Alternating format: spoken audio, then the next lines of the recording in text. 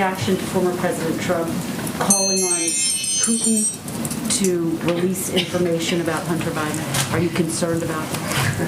So what I would say about that is, what kind of American, let alone an ex-president, thinks that this is the right time to enter into a scheme with Vladimir Putin and brag about his connections to Vladimir Putin? There is only one, and it's Donald Trump.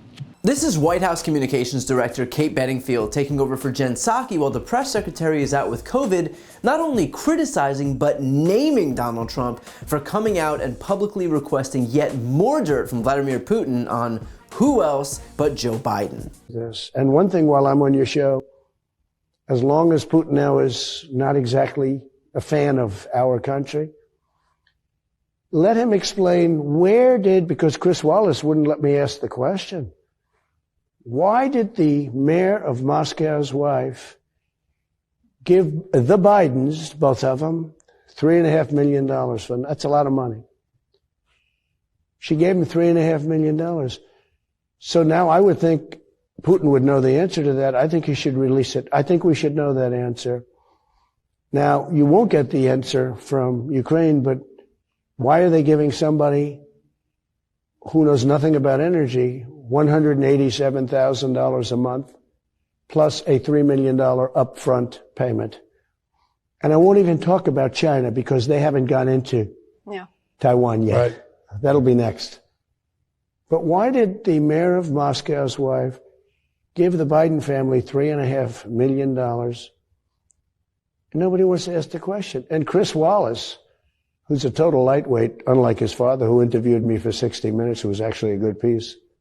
Mike Wallace was great. He wants to be Mike Wallace, but he doesn't have the talent. But why is it that the mayor of Moscow's wife gave the Biden family $3.5 million? I think Putin now would be willing to probably give that answer. I'm sure he knows. And bear in mind, this is the same guy who went and got himself impeached for having done the exact same thing. Don't forget, just a few years ago, Trump withheld $391 million in military aid to Ukraine until he could extort Zelensky for dirt on Biden. And while that was bad enough in and of itself, certainly bad enough to get himself impeached for only the third time in US history, what's even worse is doing so now with someone like Vladimir Putin. This is the guy who's currently slaughtering thousands of civilians in Ukraine, the guy who's bombing hospitals and schools and maternity wards, the guy who's leveling residential complexes, the guy who can't stop invading sovereign countries. Donald Trump looked at that guy and said to himself, yeah, that's who I want my ally to be. That's who I want my partner to be. If that doesn't tell you everything you need to know about Trump, nothing will.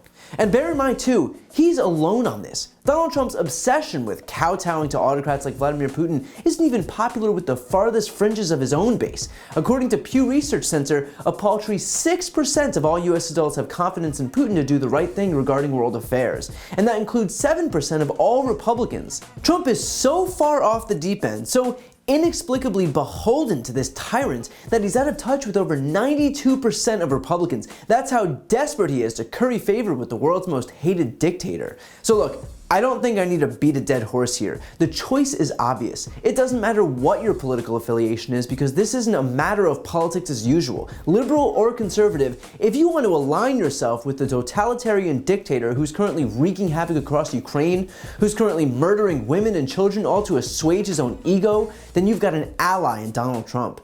But if you support democracy, if you support Ukraine, if you support democratically elected leaders and those people willing to stand up to a murderer, then avoid Donald Trump at all costs, because he just showed us who his allegiance is to, and it's not on the side of democracy. To see more videos like this, click the subscribe button right here on this screen. And if you want to support my work, subscribe to my podcast, No Lie with Brian Tyler Cohen. I cover the most important stories each week, and my guest is always one of the top political figures, including Vice President Kamala Harris, Jen Psaki, Elizabeth Warren, Pete Buttigieg, Nancy Pelosi, Katie Porter, Cory Booker, and so many more. The podcast link is also right here on this screen, so give it a listen and subscribe on Apple Podcasts, Spotify, or wherever you listen to podcasts.